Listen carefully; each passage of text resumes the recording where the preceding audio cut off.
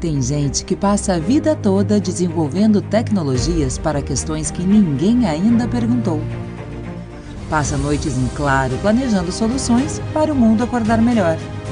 Transforma matérias-primas em produtos e sonhos em realidade. Gente que aplica todo o seu conhecimento científico em benefício da sociedade. Engenharia, movendo a humanidade.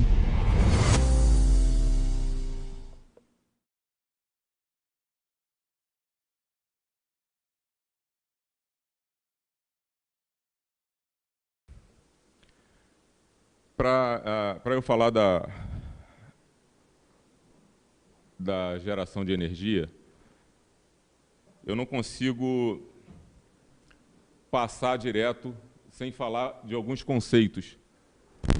E a gente tem os conceitos de radiação, que seria esse primeiro conceito aí, que a gente basicamente teria a radiação ionizante, a radiação não ionizante, e a gente encontra muitas delas no nosso dia a dia. A gente tem o laser, a radiação ultravioleta, infravermelho, micro-ondas, que seria a não ionizante, e a ionizante, raio-x é o mais conhecido por nós. E qual é a diferença básica entre elas? É que ela tem a capacidade de quebrar ligações químicas dos elementos. Então, a ionizante, por exemplo, ela é usada muito também na medicina. Um outro conceito que a gente precisa definir para tratar da tecnologia nuclear, vamos dizer assim, é o conceito de irradiação e de contaminação. Nem sempre que você recebe uma emissão de uma fonte radioativa, você vai estar contaminado, ou você vai se tornar uma fonte de contaminação, uma fonte radioativa. Se você tem uma fonte radioativa emitindo uma radiação de uma determinada potência a uma determinada distância e a um determinado tempo de exposição a essa radiação. O controle de tudo isso, tempo, distância e potência, ou blindagem, como a gente pode usar também para reduzir essa potência de radiação, é que vai definir qual o resultado disso no seu organismo. E a contaminação é quando a fonte radioativa tem um contato com o corpo. O corpo é o objeto, pode ser um sapato, uma roupa, um objeto de trabalho, uma luva, ou a pele mesmo, ou a pessoa pode ingerir por acidente algo contaminado com elemento radioativo, fonte radioativa. Um outro conceito é a fissão nuclear, né, que basicamente a função em si, né, que aí a gente pode chegar ao benefício da geração da energia, né, que a gente tem um átomo de elemento radioativo, um átomo pesado, que ele recebe um nêutron incidente, e esse nêutron incidente provoca o desequilíbrio, ele busca o equilíbrio, ele buscando o equilíbrio, ele vai provocar a fissão. Ele provocando essa fissão nuclear, ele libera uma energia e mais 2 ou 3 nêutrons. Esses 2 ou 3 nêutrons vão se colidir com outro núcleo e que também vai provocar a fissão e vai causar, então, a reação em cadeia. E aí, uma parte do nosso objetivo na energia nuclear é também controlar essa reação em cadeia, né? Porque ela não pode ser descontrolada. A reação em cadeia descontrolada é em outra parte da energia nuclear. Na energia nuclear para fins pacíficos, a gente tem o controle da fissão nuclear. Na agricultura, a gente já tem aqui procedimento normativo que libera a irradiação de alimentos no Brasil, desde 2011. Para que a irradiação de alimentos? Nesse caso, seria para haver uma esterilização desse alimento, para você remover micro-organismos, para você retardar o brotamento. Então, com a irradiação no alimento, e aí, lembrando, por isso eu falei lá da questão da irradiação e da contaminação, a irradiação ela é controlada, ela é estudada, inclusive, o tempo dessa irradiação, para ver a mudança em que a gente realmente quer. Não, a gente não vai transformar um elemento, ou um alimento, ou qualquer outra coisa que houver a radiação, em uma outra coisa que a gente não deseja. Então, com a irradiação deixa eu passar para cá para não... das frutas, por exemplo, a gente pode elevar uma fruta que poderia durar 7 dias para 21 dias, legumes de 1 mês para 6 meses e grãos de 1 ano para 3 anos. Não é barato, então, comercialmente, eu não sei a que nível isso está sendo usado, talvez ainda não seja tão viável. Na transformação do alimento, a gente tem alguns estudos, a USP desenvolveu um estudo, e a gente tem, depois, quando for disponibilizada a apresentação, tem todas as referências, e vocês vão poder acessar os estudos, que foi produzido laranja sem semente, através da irradiação.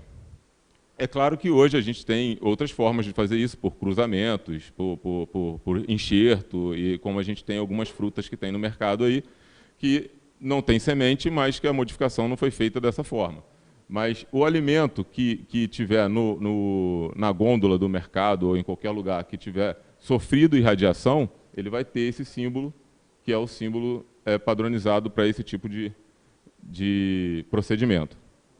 E a outra aplicação na agricultura é o caso dos defensivos. E isso a gente já vê acontecendo com mais frequência. No caso da mosca das frutas,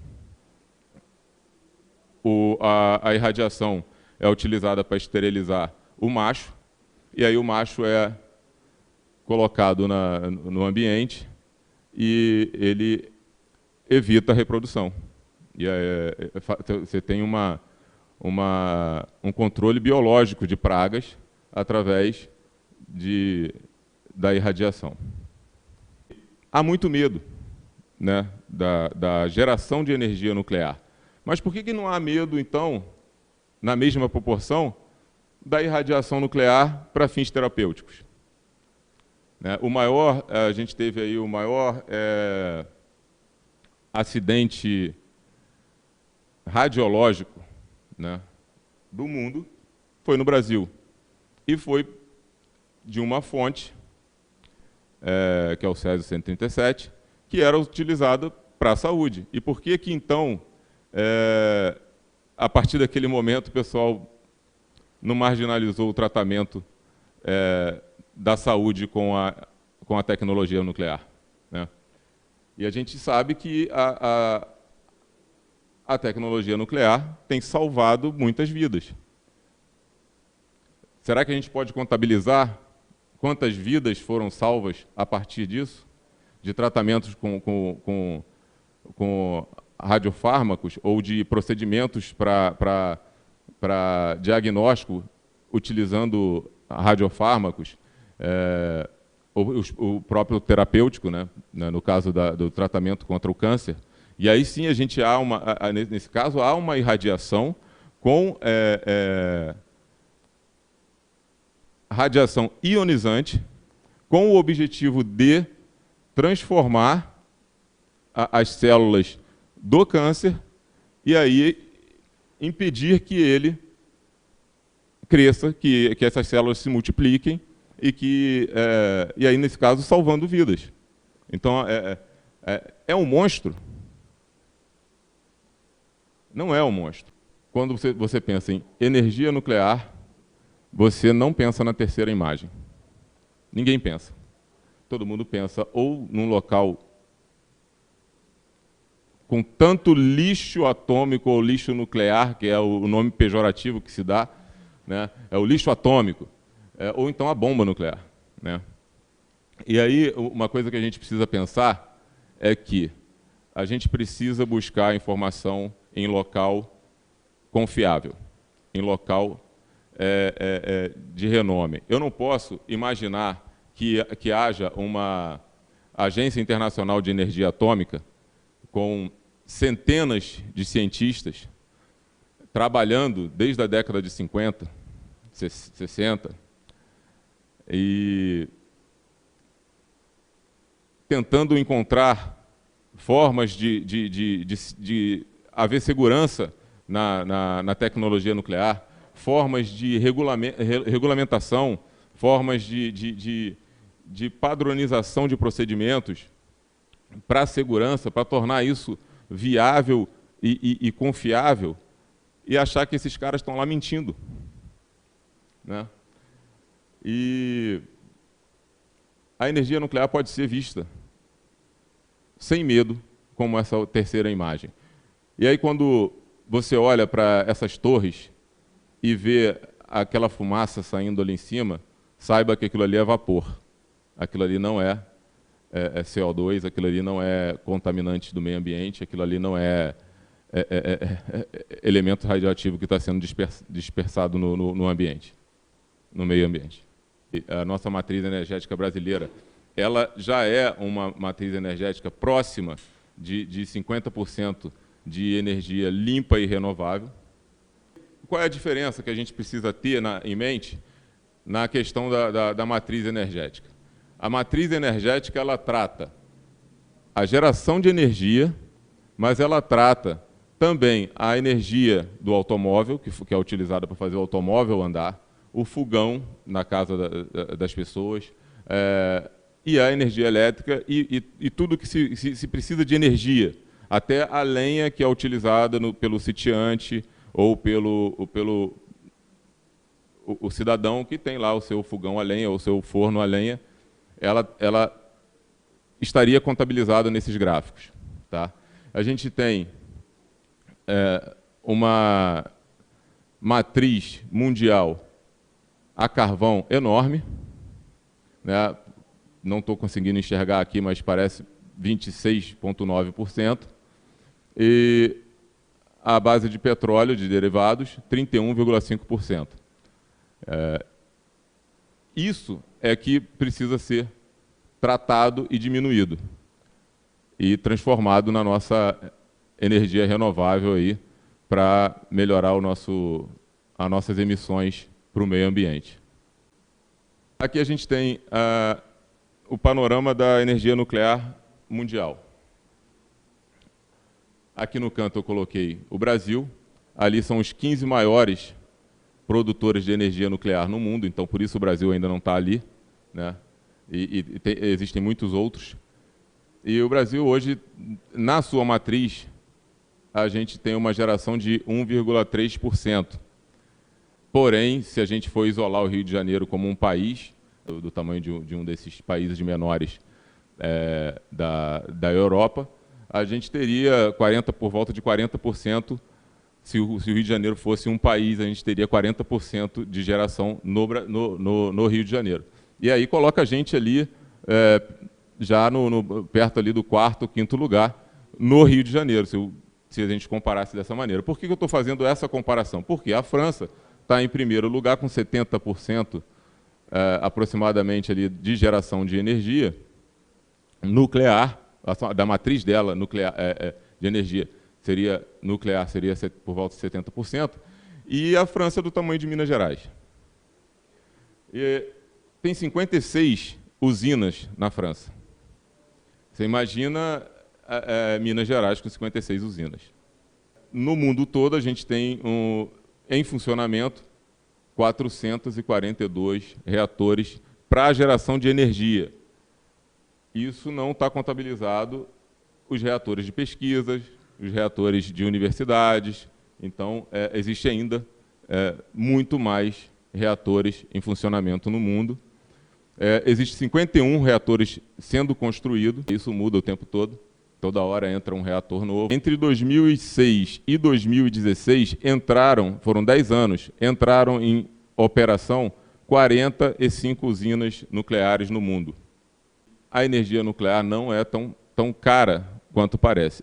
É claro que hoje, se a gente for atualizar esses valores, a gente passou, depois dessa data, a gente passou por uma pandemia, passou por várias outras situações mundiais aí, que já não é mais o preço em dólar da energia nos Estados Unidos.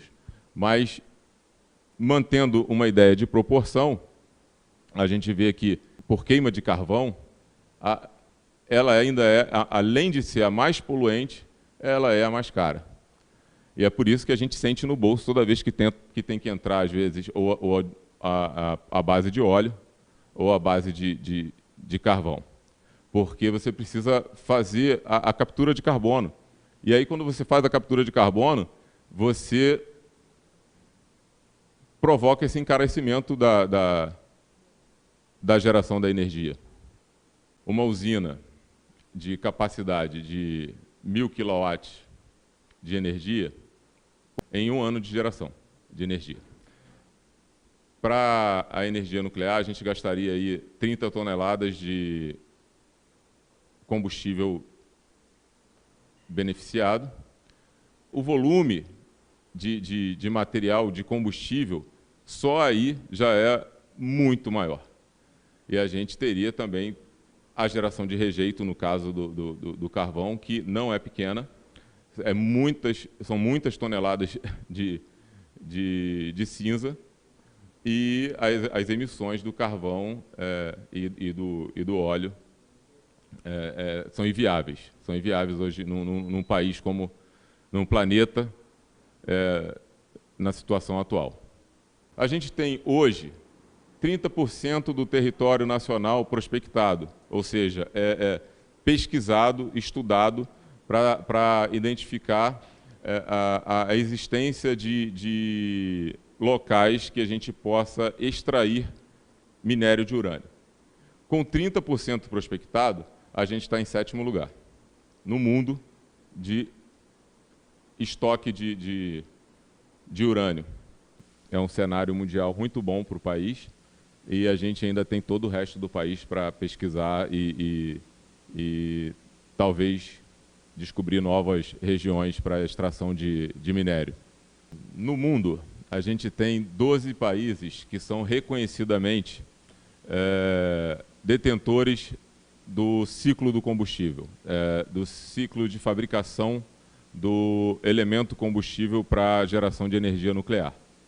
E o Brasil está entre esses países, só que há uma característica que transforma o Brasil em protagonista junto com os Estados Unidos e a Rússia, é que, desses países, somente 3 países possuem usina nuclear em funcionamento, possuem o domínio do ciclo do combustível e possuem reservas de minério. Então, os 3 países, Brasil, Rússia e Estados Unidos. Somente nós 3 temos isso no mundo. Então, aqui a gente tem uma das partes da geração de energia nuclear, que é muito importante, que é a do ciclo de fabricação do elemento combustível, e isso é de responsabilidade da INB. Ela domina todo o ciclo, remove o minério, processa esse minério, tritura, acrescenta elementos e provoca a decantação e separa o que é urânio do minério. E aí a gente chama de yellow cake, que é um pó. Esse pó depois ele é transformado em um gás, que é o hexafluoreto de urânio. Esse hexafluoreto de urânio, uma das partes desse beneficiamento precisava de um autoclave, a autoclave basculante, para a gente poder extrair uma ampola com esse gás para fazer um teste de contaminantes. E isso a gente não tinha.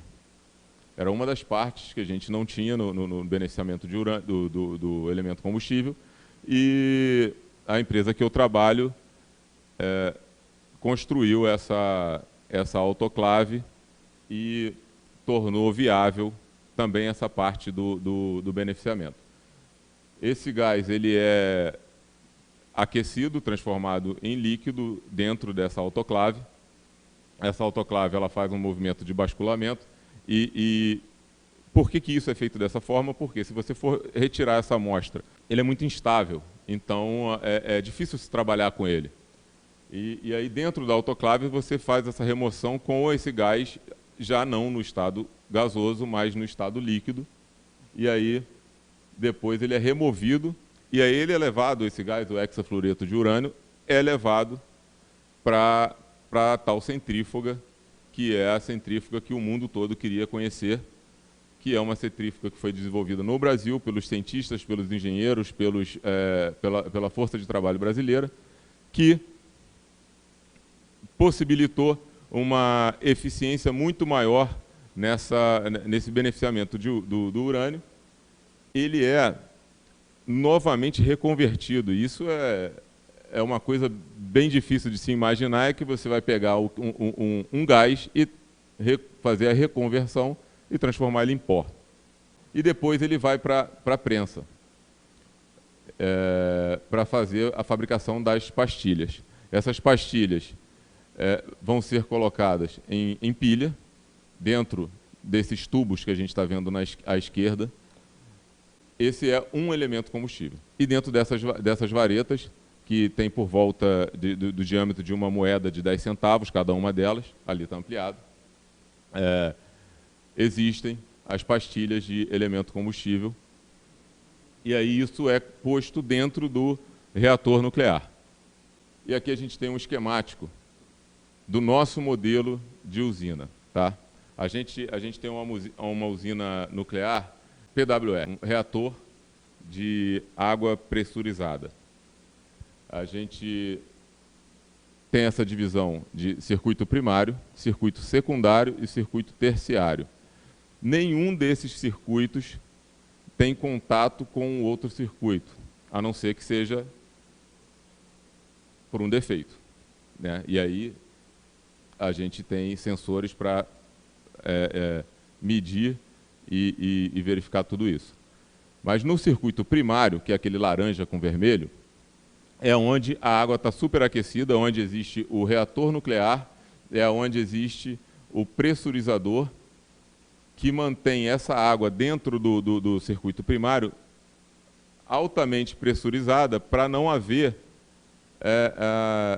formação de vapor, para não ferver essa água, falando da maneira mais simples, para que a gente tenha dentro do circuito primário uma região controlada, uma pressão controlada. Então, o pressurizador ele mantém uma pressão interna, ele é capaz de aumentar ou diminuir essa pressão, enquanto há a fissão nuclear do elemento combustível no núcleo do reator. Existe uma bomba principal, que é a que faz essa água superaquecida circular. Essa água entra pela parte inferior do reator, por volta de 270, 260 e poucos graus, e passa pela parte e sai na parte superior por volta de 320 graus. Essa subida de temperatura é questão de segundos. Então ela circula, e quando ela entra nesse outro equipamento ao lado, o azul com cinza, que é o nosso gerador de vapor, ela troca calor por dentro de uma tubulação. Ele funciona como um trocador de calor, né? Não seria um nome correto para ele, que ele é o gerador de vapor, mas é uma forma de troca de calor. Ele pega a água do circuito secundário, que é o que faz propriamente dita a energia ser gerada, e ela vem numa temperatura mais baixa, em forma líquida, e quando ela tem contato com a tubulação, ela é transformada em vapor. E aí esse circuito, esse vapor vai passar pela turbina. No caso de Angra 2, a gente tem três turbinas, a gente tem a turbina de alta pressão e tem mais 2 turbinas para reaproveitar o vapor que não foi totalmente aproveitado na primeira turbina. E isso é que causa ainda mais uma eficiência melhor, né? Então ela passa em 3 turbinas para depois ir para o gerador de energia. Passando pela turbina, ela já vem um pouco menos em forma de vapor, ela já vem quase meio liquefeita, já meio líquida já. E aí ela passa pelo condensador, que também tem uma troca de calor pela tubulação. Tem tubulação que recebe água do mar. No nosso caso, a nossa usina não tem aquelas torres de refrigeração. A nossa usina ela vem direto, ela usa a água direto do mar, tá? E essa água, depois que ela resfria o circuito secundário, ela não volta para o mar logo. Ela tem uma região que essa temperatura baixa um pouco para poder ela voltar. Ela volta para o mar numa temperatura, claro, já acima do que ela veio, mas ela ainda dá uma baixadinha ainda antes de voltar para o mar. E essa região ali toda onde é retirada a água e retornada para o meio ambiente, ela passa por constantes testes e sempre pesquisando a fauna e evitando, existem redes, evitando que tartarugas, golfinhos e outros tipos de peixe acessem a região do lago onde é retirada essa água. Então, há uma proteção, há uma preocupação com isso. Meio que resumindo o que eu falei, está aí o sistema mais ou menos funcionando, seria dessa forma, né? Antes de passar para o próximo slide, eu queria chamar a atenção para aquelas linhas verticais que saem do reator nuclear para a parte superior. Essa parte superior, ali a gente tem as hastes de controle, tá? E a gente vai falar delas lá na frente. E agora pode ir. E vou voltar para a energia nuclear. A outra, que aqui também não deixa de ser da mesma forma.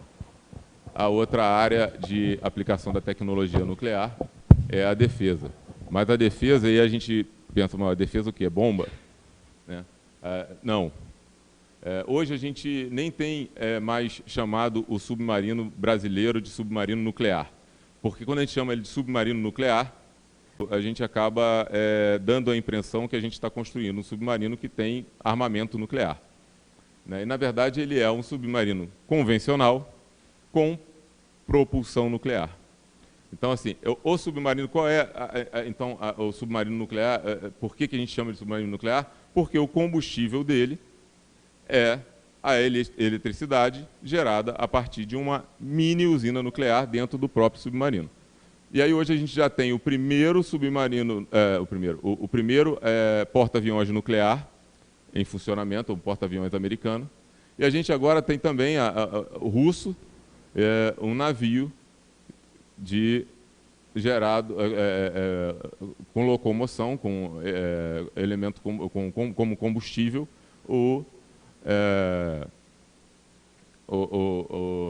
a energia nuclear.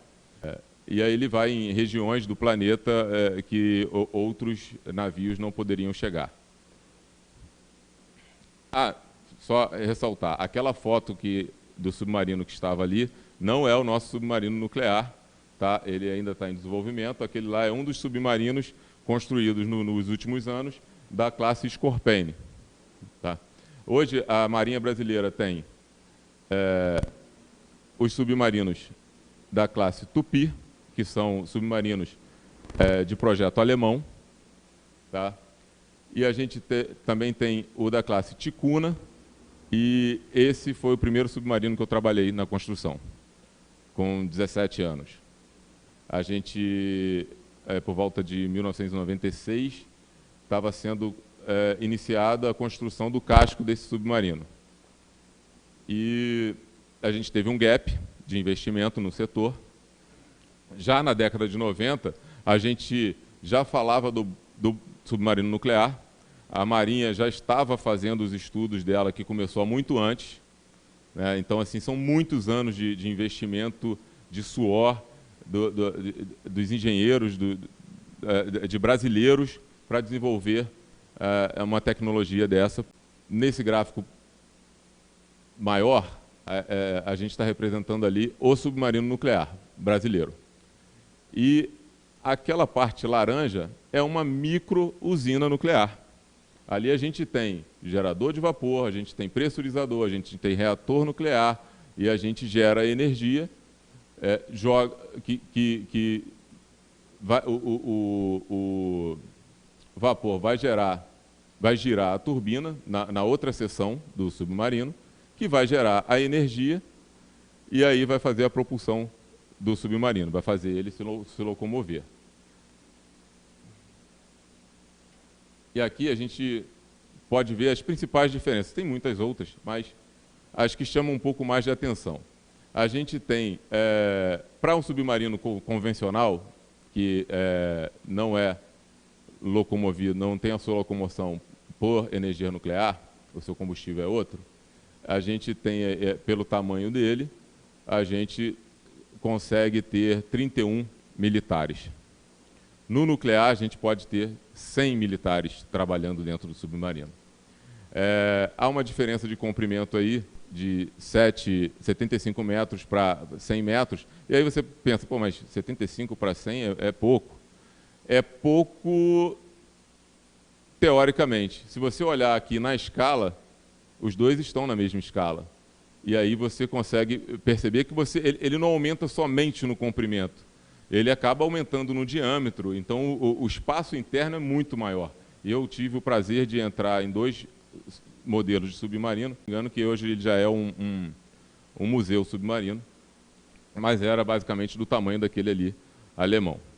E entrei no primeiro submarino nuclear francês, que também hoje é um museu, e é enorme. Eu posso dizer que a diferença é muito grande. Autonomia. A autonomia de um submarino convencional, ele tem por volta aí de 50 dias.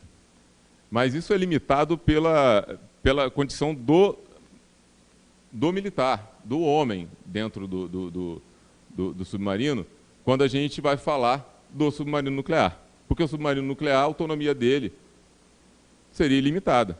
Ele pode entrar lá e, enquanto tiver combustível, ele pode estar embaixo d'água.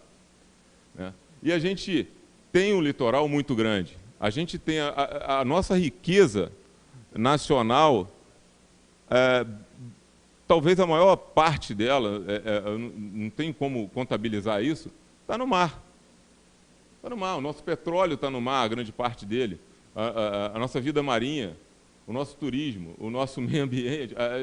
A gente tem muita coisa no mar e a gente precisa proteger o mar. Hoje, se a gente fosse ter submarino convencional fazendo o patrulhamento da nossa costa brasileira, a gente precisaria de 20. E a gente não tem. E aí torna importante a gente ter o submarino nuclear. E aí por 2 coisas. Por quê?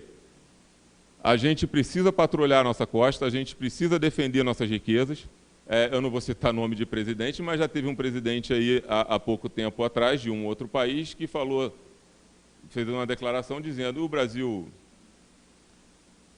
pensa que ele é dono do mar? Por um acaso, o que está no mar é dele? Né? O pessoal quer a nossa floresta, o pessoal quer o nosso petróleo. Então, a gente precisa ter como patrulhar a nossa costa brasileira.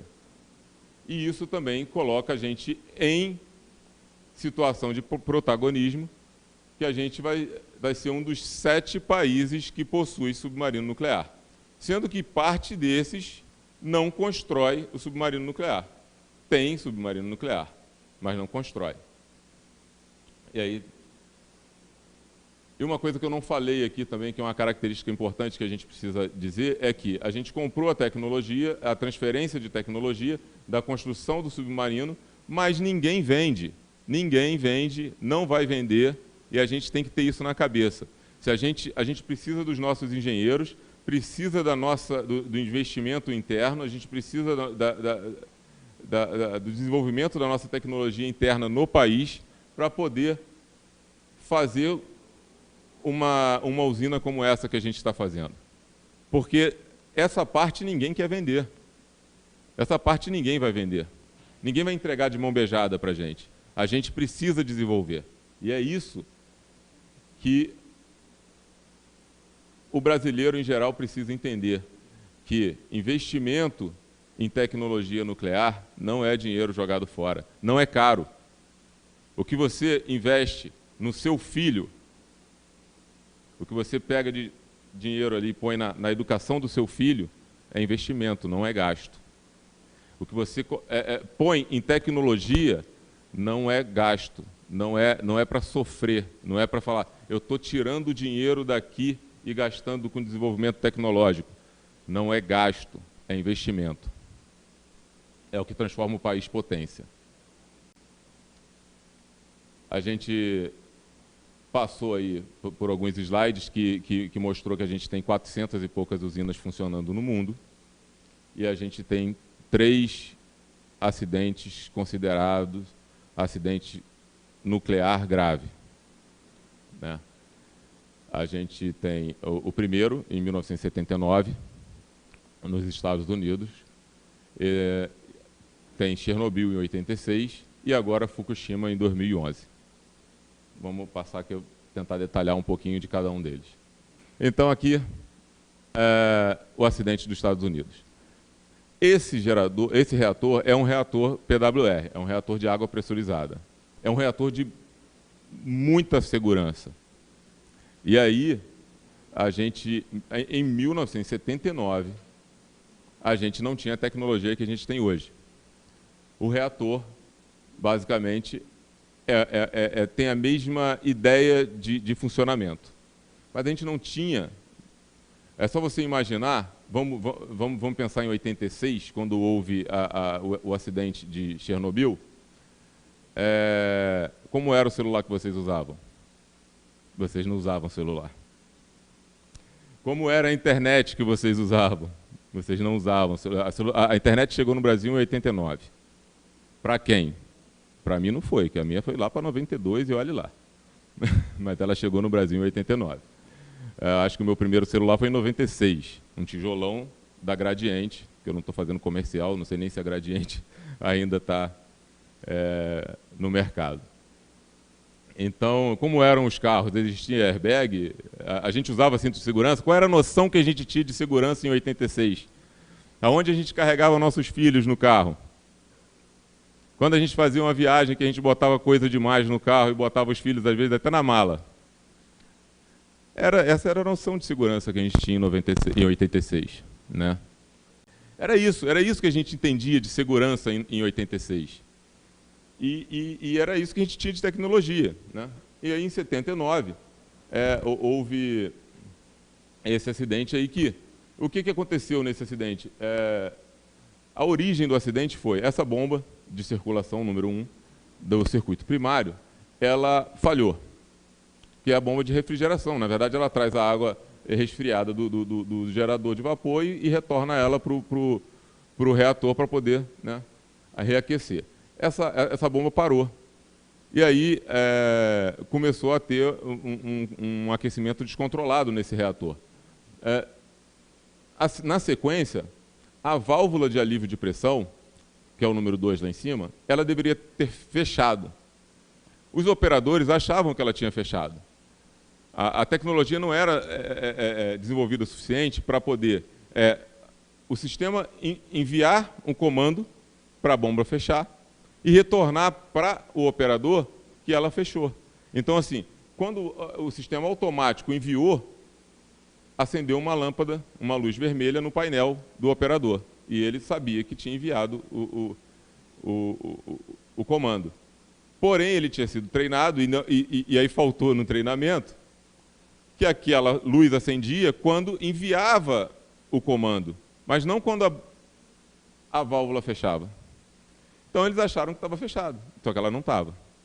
Então, ela ficou liberando vapor e água do sistema primário. E aí começou a faltar água. Isso foi horas. Virou dia.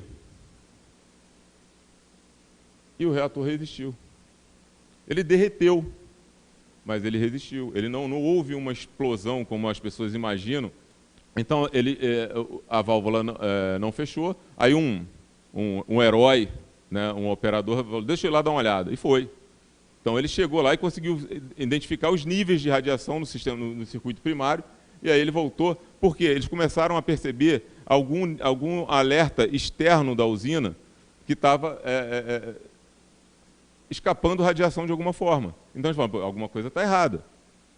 O sistema não está funcionando. E aí eles foram lá e o cara descobriu e começaram a tomar as providências. Houve evacuação da cidade e tal, mas não foi comprovada nenhuma morte e nenhuma vítima ou de câncer ou de alguma coisa que tenha sido causado por causa desse acidente. Mas foi um acidente considerado o primeiro acidente nuclear. Tá bom? E foi contornado. Agora, esse aí, sim, é o mais famoso, é o mais controverso, é o mais triste de se discutir, porque ele poderia ter sido evitado, ele poderia não ter acontecido. Ele aconteceu, talvez por arrogância, talvez por erro humano e talvez por erro de projeto ou por tudo isso. Então, aí, eu não vou fazer juízo de valor nesse sentido, mas eu vou tentar mostrar algumas coisas que podem ter sido responsáveis por isso, que é o acidente de Chernobyl. A União Soviética, na época ainda da Guerra Fria, estava aí desenvolvendo a sua energia nuclear, o seu programa nuclear, e ele precisa, até hoje, aquela região toda que formava a União Soviética, precisa ainda da energia nuclear. Eles dependem de energia e tem a dificuldade de geração. Não é o que a gente tem aqui no país, que a gente ainda consegue ter outros tipos de fontes. Então, foi desenvolvida uma usina barata, fácil e rápida de ser construída. Essa usina, ela tinha como rejeito o plutônio. E aí dava à União Soviética duas coisas: o domínio da energia nuclear e o domínio da construção de bombas nucleares. Quando se ouve dizer que acabou com a cidade, que 40 mil pessoas foram deslocadas das suas casas, realmente foi.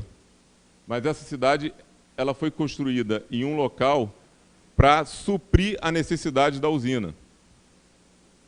Porque nessa região ia ser construídas dezenas de usinas e não tinha população. Então, foi construída uma cidade moderníssima para a época, e essa cidade começou a ser povoada de profissionais para trabalhar tanto na construção da usina quanto na operação da usina. Mas quem queria ir para lá? Ninguém.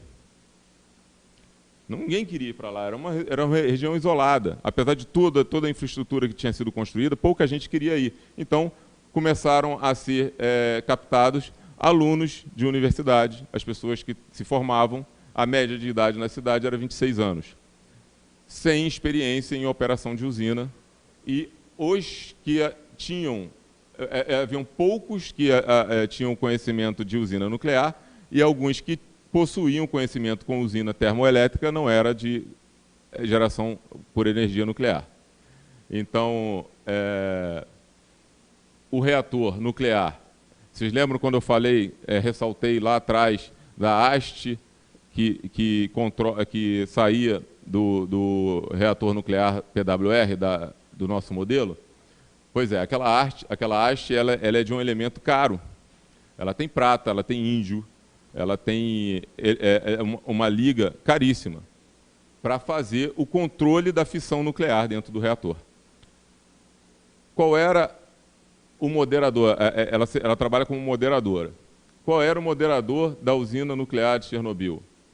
Grafite. Grafite, ele trabalha como moderador, só que ele é extremamente barato e ele é inflamável. Superaquecido, ele pega fogo. E boa parte da contaminação de Chernobyl foi do grafite que explodiu, que se espalhou quando explodiu. Qual era o problema do projeto? Esse projeto, ele é diferente da usina nuclear de Angra, ele era retroalimentado, ele utilizava a própria energia que ele gerava para poder fazer a usina funcionar. Então, no momento em que houvesse um corte de energia, uma falha de energia, quem ia alimentar a energia da usina? Por quê? Porque não tinha outra geração de energia, não tinha outra fonte de geração de energia. Aí a gente precisa que entre os geradores a diesel. E aí, o gerador a diesel desse modelo de usina, ele tinha entre 40 e 60 segundos para poder dar partida e chegar essa energia no circuito primário. Essa era a preocupação do engenheiro que resolveu fazer uns testes. O que aconteceria se falhasse a energia e esse gerador tivesse que entrar em funcionamento? Aí o cara resolveu fazer o teste. E aí ele tentou fazer esse teste durante o dia, com profissionais supostamente treinados. Eu não tenho como afirmar se eram ou não. Mas foi impedido pela capital. Recebeu uma ligação, falou que ia ter uma demanda muito grande de energia e que ele precisava interromper o teste.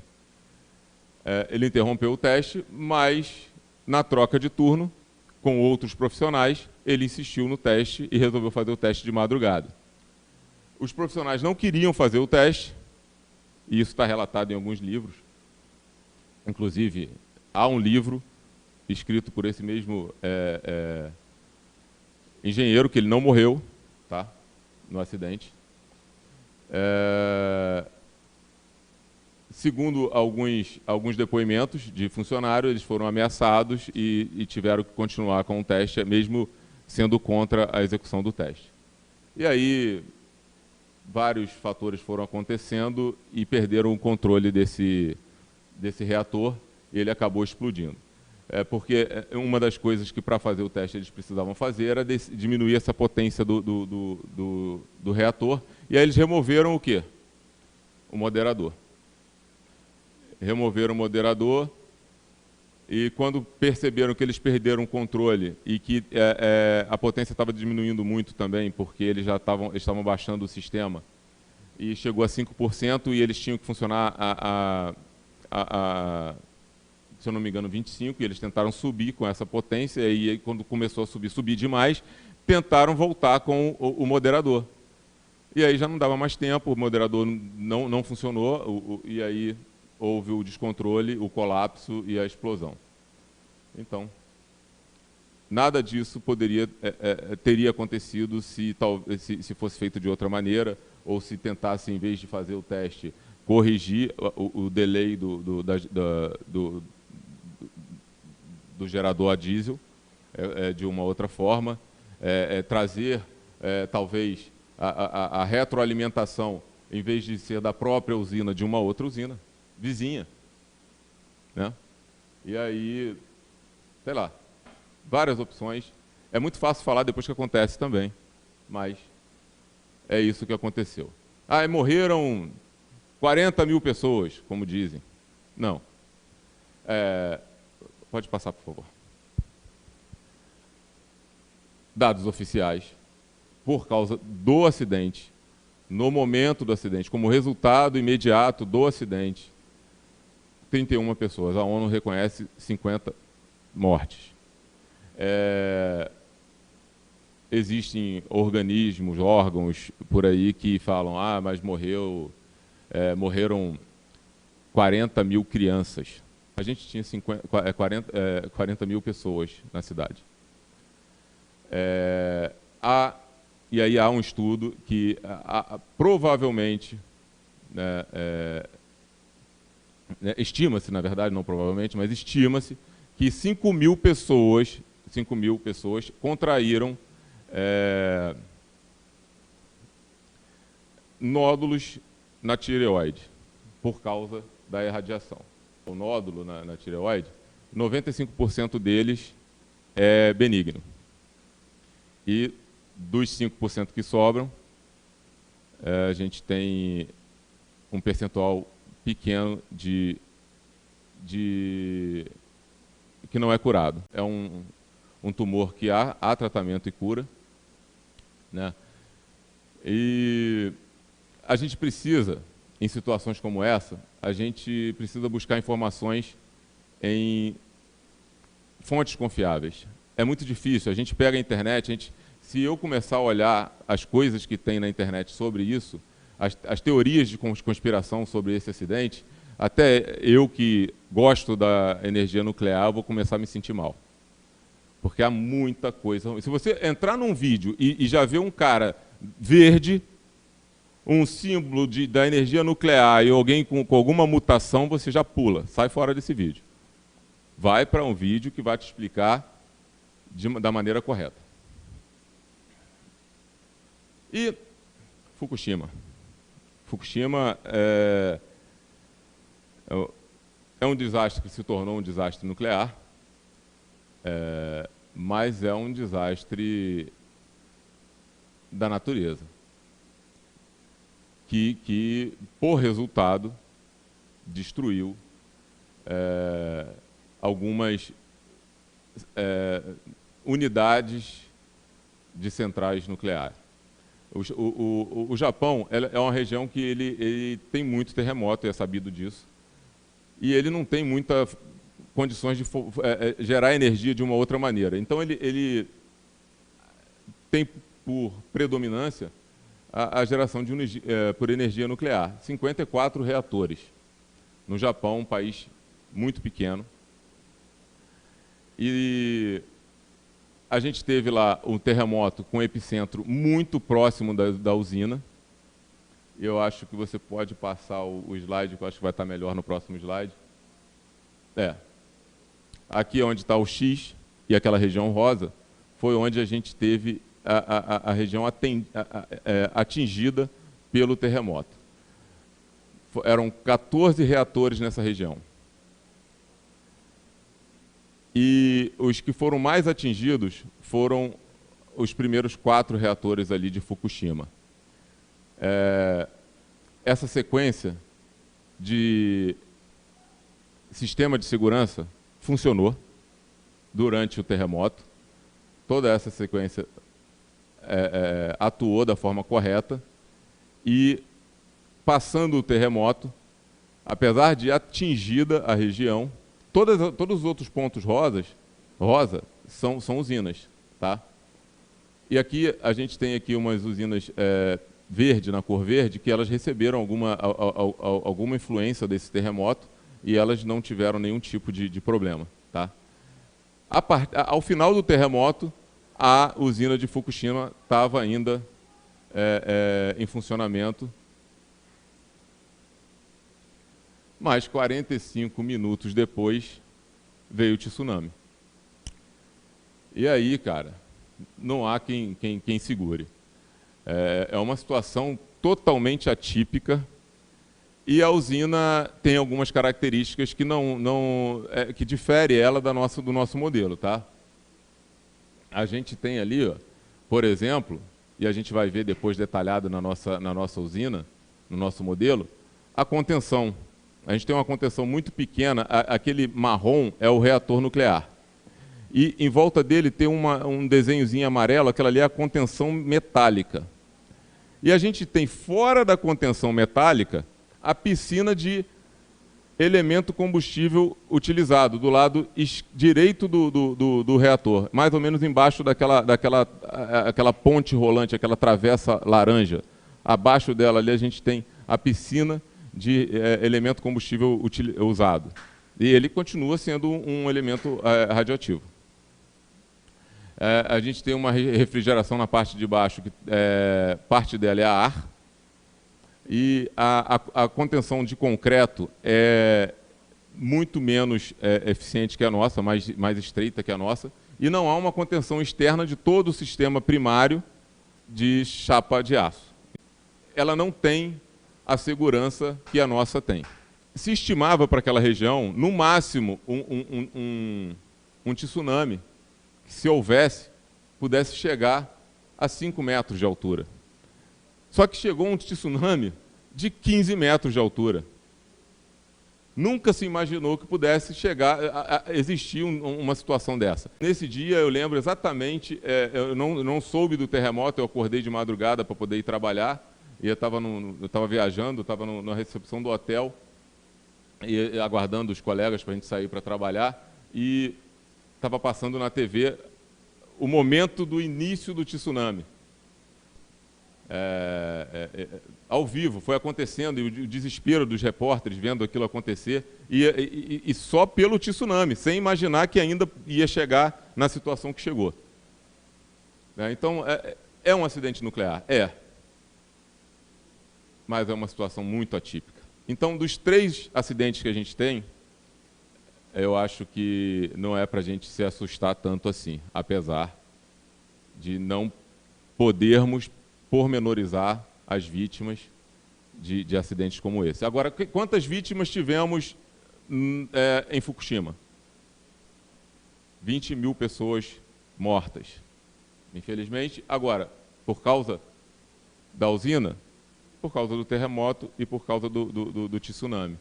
Não se consegue contabilizar a morte assim, efetiva pelo acidente nuclear. De todas as usinas que receberam, as 14 usinas que receberam o impacto do tsunami, somente 4 da central de Fukushima tiveram o problema de acidente, que não resistiram ao tsunami. E aqui estão nossas 2 usinas, em Angra dos Reis, a usina da direita, a usina de Angra 1, e Angra 2, tá? São modelos diferentes. Uma entrou em funcionamento na década de 80 e a outra entrou em funcionamento nos anos 2000.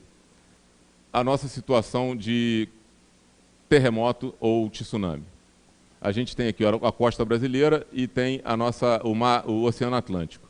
As placas tectônicas do Oceano Atlântico, ela tem um movimento de afastamento. E aí, esse movimento de afastamento, a possibilidade de geração de terremoto é muito pequena, muito baixa. Então, há registro de terremotos no Brasil, a gente vai ver talvez no próximo slide, mas incidência de magnitude muito baixa, chega nem perto de um país como o Japão, e a probabilidade de a gente ter também um tsunami também é muito remota. Aqui a nossa sismologia, vamos chamar dessa forma, as regiões que foram registradas algum tipo de tremor. A gente tem lá 1922, 1939, em 55, outro em 55, as regiões que houveram os terremotos e as magnitudes. Tá? E existe o nosso projeto da energia da usina nuclear, ele é preparado para um terremoto. E aí, para você chegar na magnitude superior ao previsto pelo projeto, estima-se uma probabilidade de 1 vez a cada 50 mil anos. Então, a gente não pode eliminar isso, né? Mas é uma probabilidade muito pequena. Esse é o nosso cenário. Temos uma proteção também para tsunami, só que a gente está numa região de muitas ilhas, uma região de baía, né? Uma região que não há uma probabilidade, até pelo slide anterior a gente já mostrou, de haver uma tsunami. Mas a gente tem uma barreira contra tsunami, contra ondas para até 4 metros de altura. 4 metros além do nível do mar. E aí, se você imaginar que no Japão a gente tinha uma barreira para 5,8 metros de altura, a gente está com uma barreira aí bem dimensionada. Aqui é a nossa planta da usina de Angra 2, por exemplo. Aqui é a Eletronuclear, outra empresa brasileira. A parte interna, a gente tem um 6 ali dentro da contenção. Esse azul é o número 7, é a nossa contenção metálica. A nossa piscina de combustível usado está dentro da contenção do sistema primário, diferente de Fukushima. O nosso reator é um reator considerado um dos mais seguros, que é o PWR. A gente tem o número 4 aí do nosso gerador de vapor, são 2 geradores de vapor por usina. A gente tem 8 acumuladores. Os acumuladores, eles possuem água borada. Essa água borada, para que serve o acumulador? Para ele alagar o sistema primário em caso de acidente. E reduzir o problema ou eliminar o problema. Aqui no número 3, a gente tem a turbina de alta pressão. E número 2, e a gente ali no número 2, a gente teria as 2 outras turbinas. Número 13, o condensador. Lá no número 1, o gerador de energia. Temos o pressurizador, logo acima do número 6, o pressurizador. A nossa chapa de contenção tem 30 milímetros de espessura, suficiente para conter a radiação ionizante. E a gente tem a nossa contenção de concreto, são 60 centímetros de concreto, por fora da contenção esférica de aço. Temos 200 estacas a 40 metros de profundidade para a sustentação do prédio e todo um sistema modernizado. É uma usina da década de 70? Projeto inicial, sim, mas cada acidente que acontece, cada incidente que acontece, há uma questão de avaliação do que pode ser aprendido com os erros.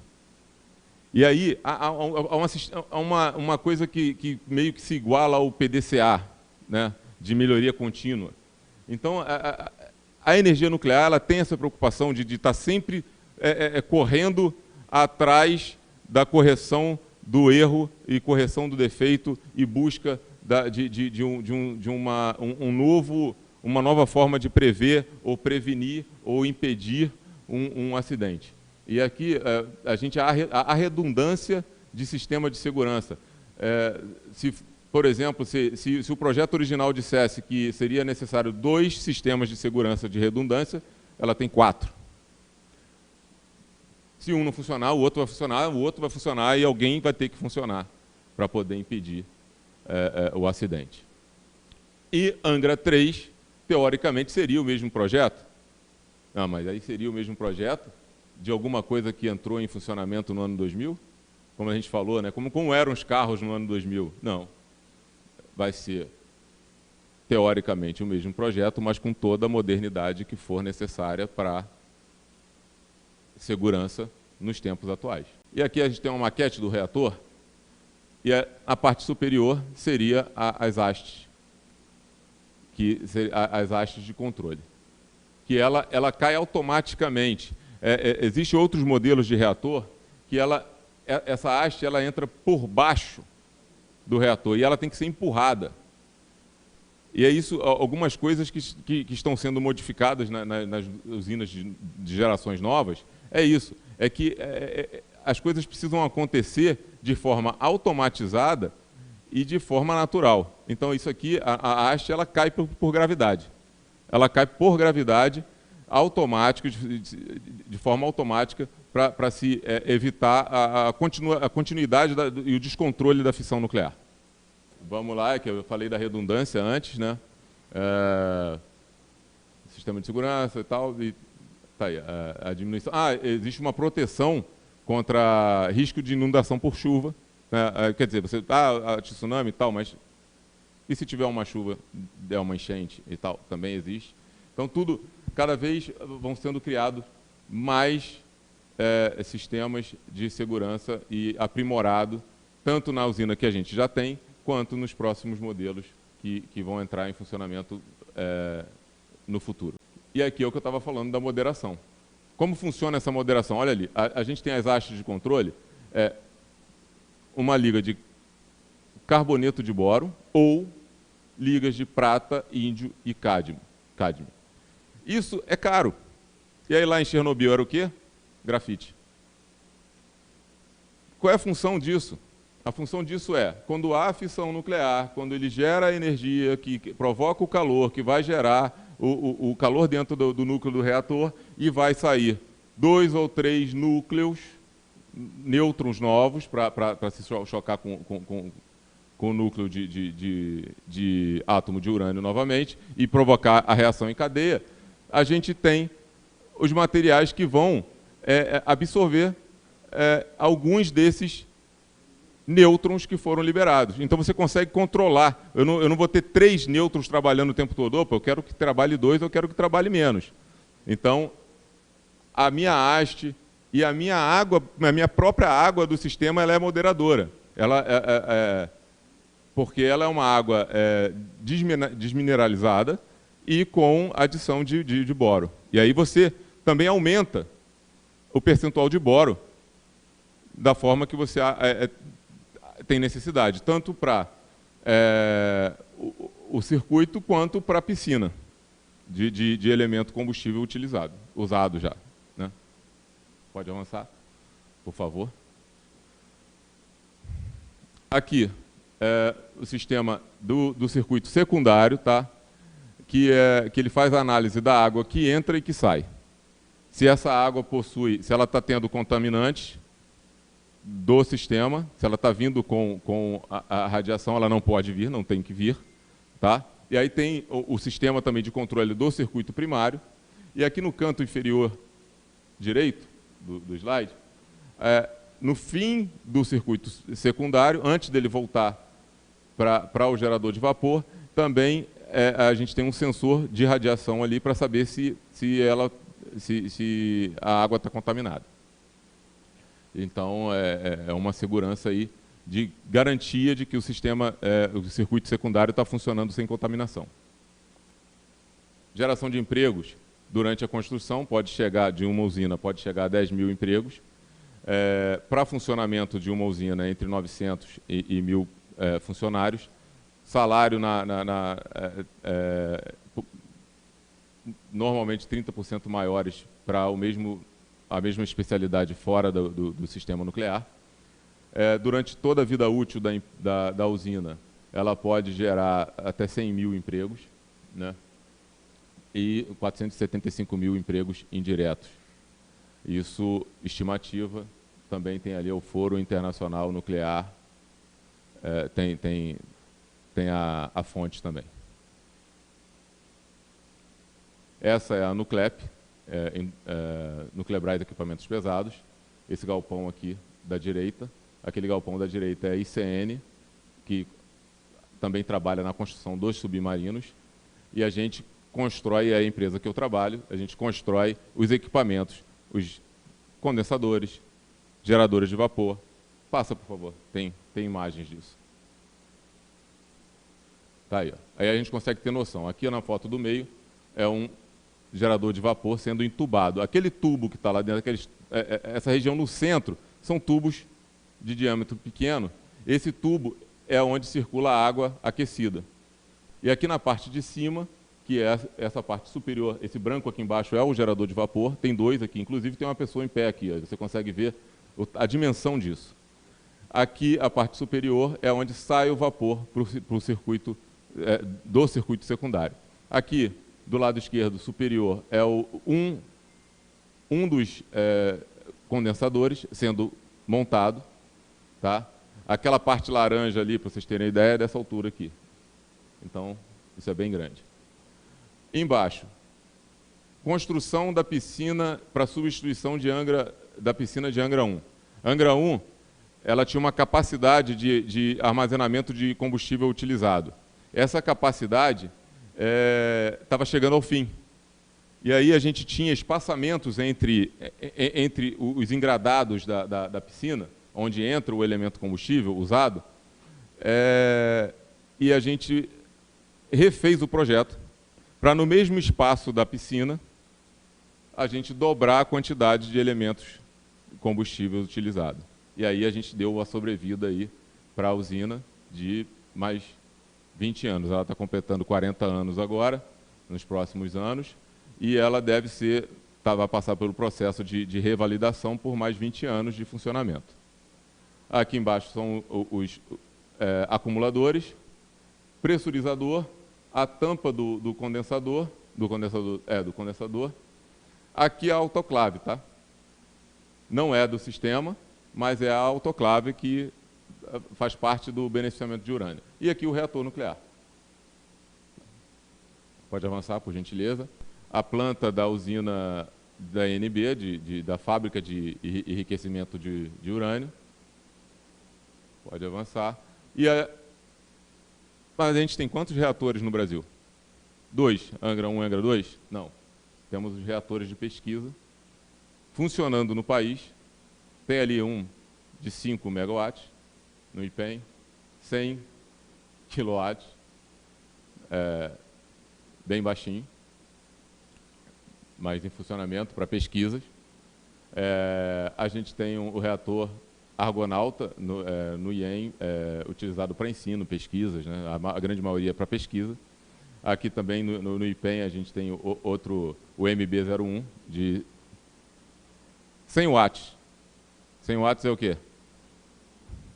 Uma lâmpada. É um reator nuclear em funcionamento. E a gente tem a construção do reator multipropósito, que é para fazer o radioisótopo no Rio de Janeiro, tá?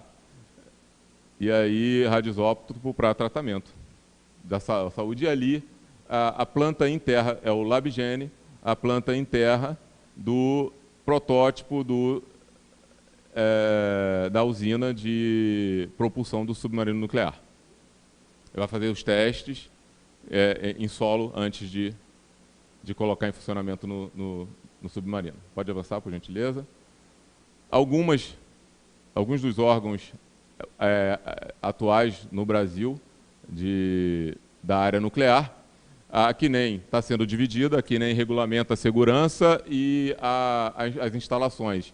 Então, já foi criado um outro órgão, uma autoridade de segurança nuclear, que vai dividir as responsabilidades com a CNEM. Desculpa, eu falo CNEM, muita gente vai me criticar, que de um tempo, de muitos anos para cá, passou a ser chamado CNEM.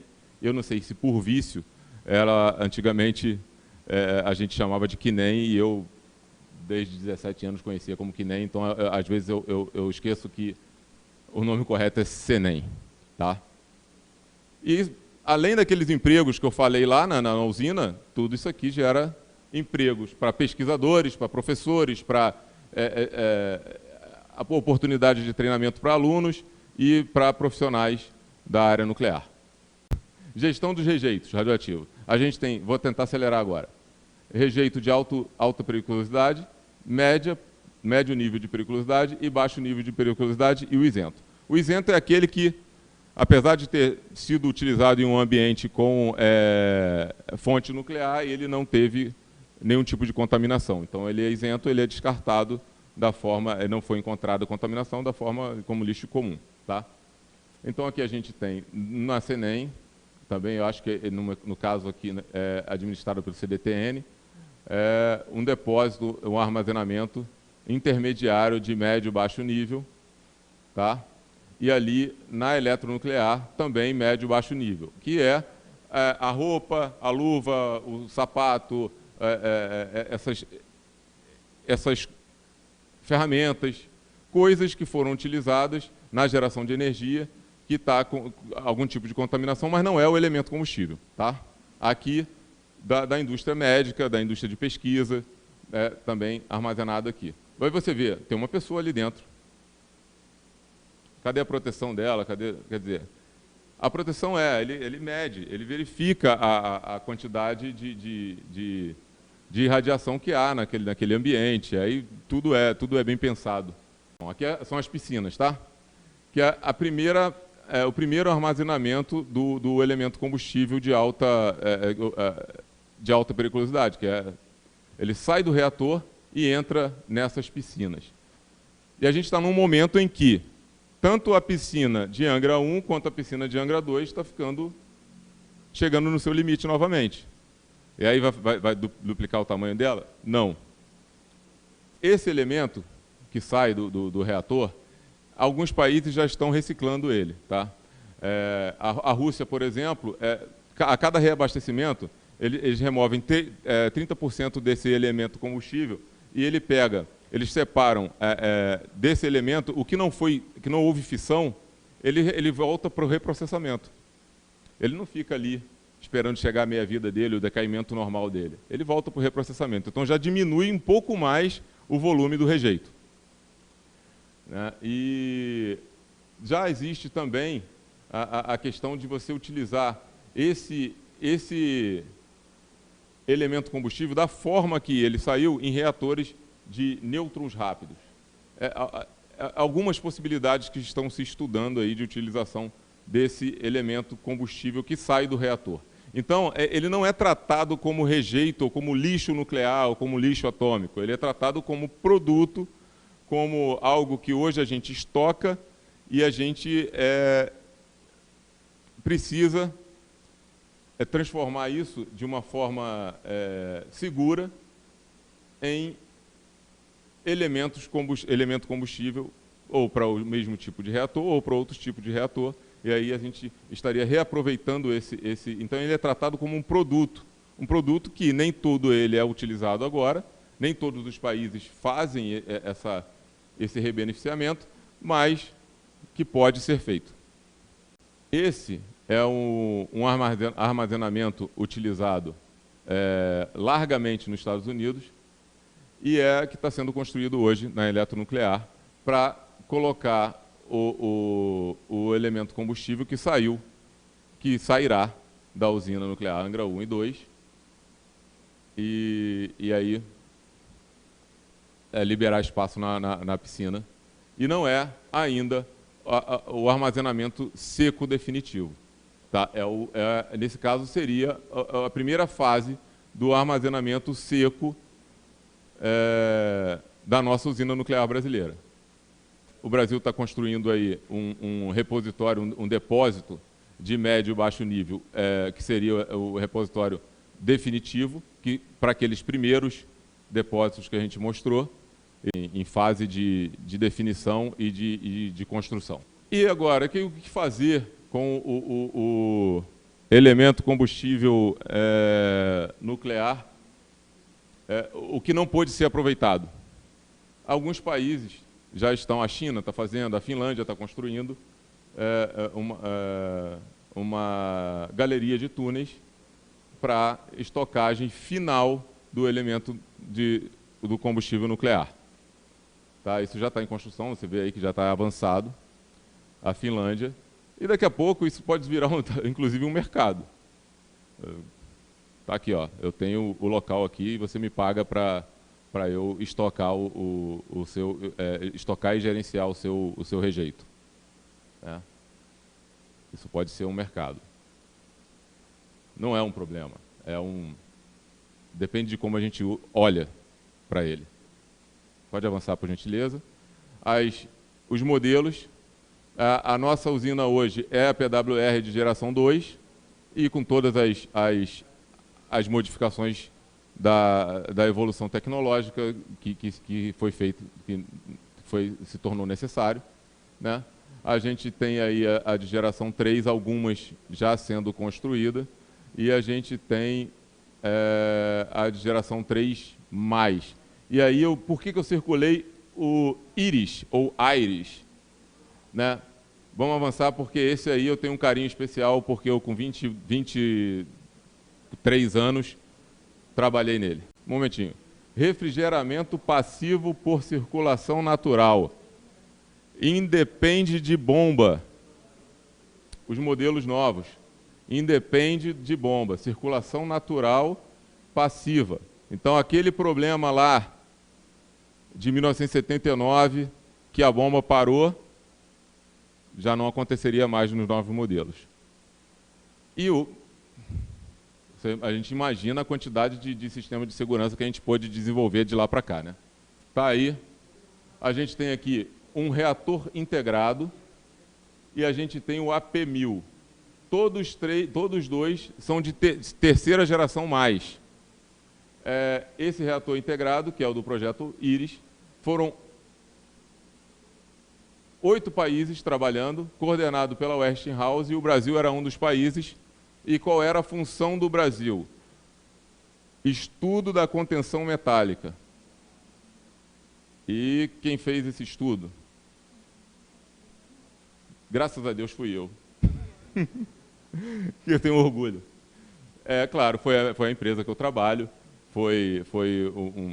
tinha o chefe, claro.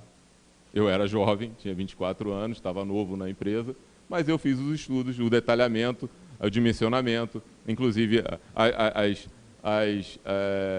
os moldes para prensa, por exemplo, e a forma de embalagem e transporte disso para os países que forem fazer essa montagem dessa usina. E aqui, por que a gente tem um reator tão grande, comparando com o reator AP1000? E esse AP1000 é da Westinghouse também, e antes de ontem, assinou com a Ucrânia. Com a Ucrânia? Volta, por gentileza. Para a construção de mais um. Já é da terceira geração mais, e em 2018, na China, entrou em operação a primeira usina desse modelo aqui do AP1000. Tá? Esse aqui agora está na mão da Itália, e, se eu não me engano, em fase de construção. Ele é um reator integrado, porque dentro dele a gente tem tudo, quase. Né? O acumulador lá de fora, mas a gente tem o gerador, o reator e mais outros equipamentos dentro de um único componente. Que é a planta, deixa ele fechar, é a planta de uma usina do projeto IRIS, ou projeto AIRIS. 470 metros por 300 metros. A gente tem 4 reatores. Então, se a gente pensar que uma usina dessa, em vez de eu fazer quatro reatores, uma central com 4 reatores, eu posso fazer uma central com um reator em uma região isolada do Brasil ou de qualquer lugar do mundo que não tem acesso a nenhuma fonte de energia e que para eu levar uma transmissão para lá, eu vou gastar uma fortuna. E aí eu monto uma usina modular, pequena, de rápida construção e de vida útil maior. Tá? Essas usinas de terceira geração mais e de terceira geração, a previsão delas já são partindo de 60 anos de vida útil, podendo haver a recertificação. Gostaria de agradecer aí o meu amigo Marco Aurélio, que me convidou, e registrar aqui o agradecimento ao Roberto Travassos, João Tupinambá, Travassos da Eletronuclear, Tupinambá da INB, que me deram subsídio, se tornaram grandes amigos e me deram subsídio para a elaboração da apresentação, e o contra-almirante Carlos Seixas, o presidente da Nuclep, que contribui sempre aí pelo desenvolvimento e a oportunidade de estar aqui.